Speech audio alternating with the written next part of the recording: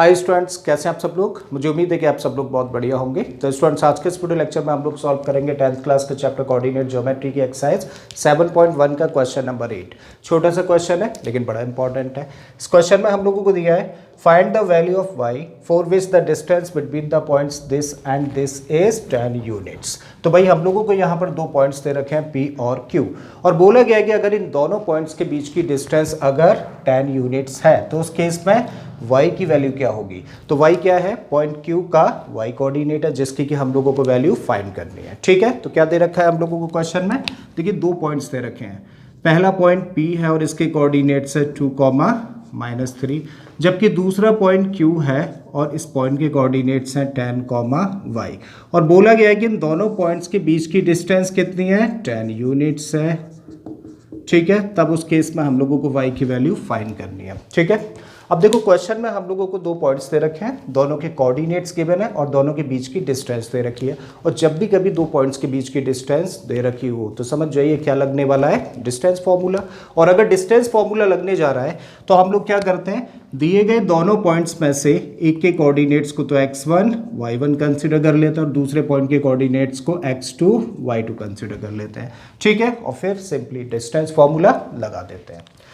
Right, तो question में given condition है, या लिख सकते हैं according to question point P और Q के बीच की डिस्टेंस कितनी है, ये दे रखी है 10 यूनिट्स।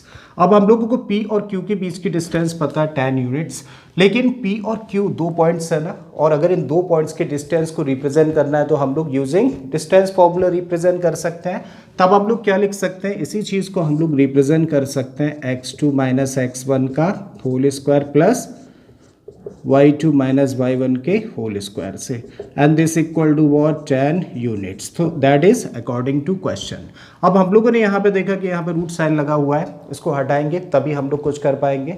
तो हम लोग इसको हटाने के लिए क्या कर रहे हैं, दोनों साइड्स का स्क्वायर कर रहे हैं। तो जब इस साइड के स्क्वायर किया जाएगा तो रूट साइन हट जाएगा और तब बचेगा क्या, x2 - x1 का whole square plus y2 - y1 का whole square, and this equal to 10 का स्क्वायर। तो क्या किया हम लोगों ने, दोनों साइड्स का स्क्वायर कर दिया। अब सिंपली हम लोग क्या कर रहे हैं, यहाँ से वैल्यूज पुट कर देते हैं यहाँ पर।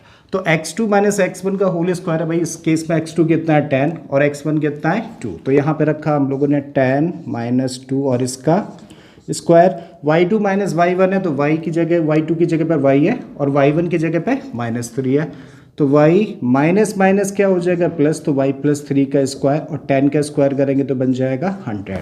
नाउ दिस इज 10 - 2 और 10 - 2 का मतलब क्या हुआ, 8। तो 8 का स्क्वायर प्लस a + b का होल स्क्वायर जैसी फॉर्म है, एक्सपेंड कर देते हैं। सो a स्क्वायर यानी कि y स्क्वायर, b स्क्वायर का मतलब 3 का स्क्वायर करेंगे तो 9, प्लस 2ab का मतलब कितना हो गया 6y, and this equal to 100।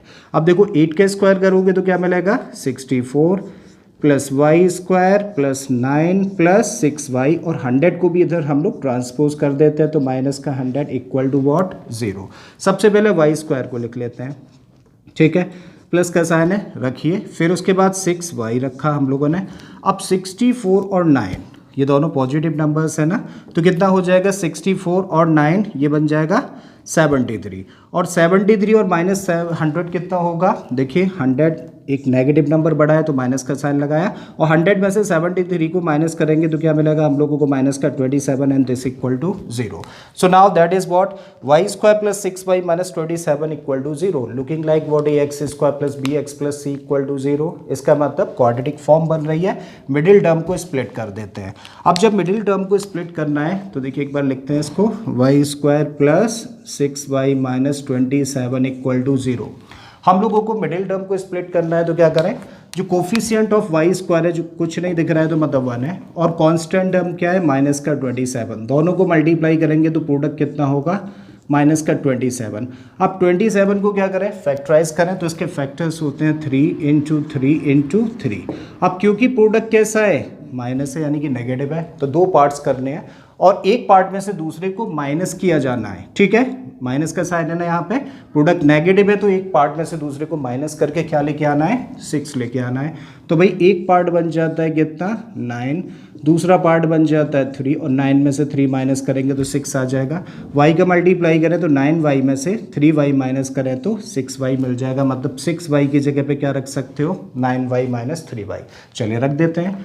So now that is y square plus 6y की जगह पे क्या रख रहे हैं हम लोग, इसकी जगह पे रख रहे हैं हम लोग 9y minus 3y minus 27 and this equal to 0। अब देखिए इन दो टर्म्स में कोई चीज़ कॉमन है क्या, यस y कॉमन है, तो y कॉमन लिया, तब यहाँ से क्या बचेगा, y प्लस 9। अब इन दो टर्म्स में कुछ चीज़ कॉमन है, यस माइनस और 3 कॉमन है।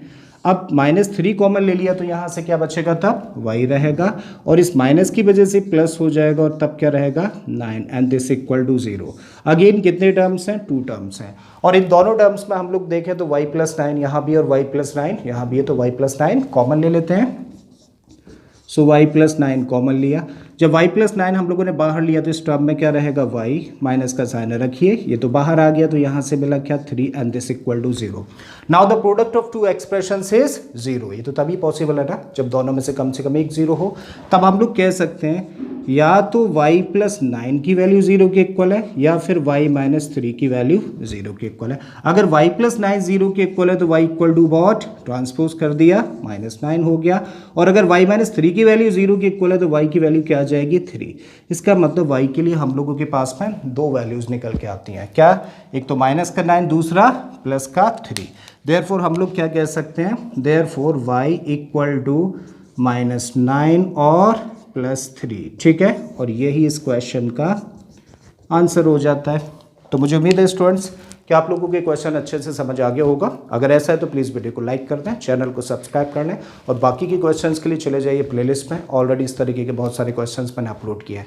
मैं फिर से आता हूँ एक नए क्वेश्चन, एक नए कॉन्सेप्ट के साथ में। Till then keep learning and thank you for watching this video.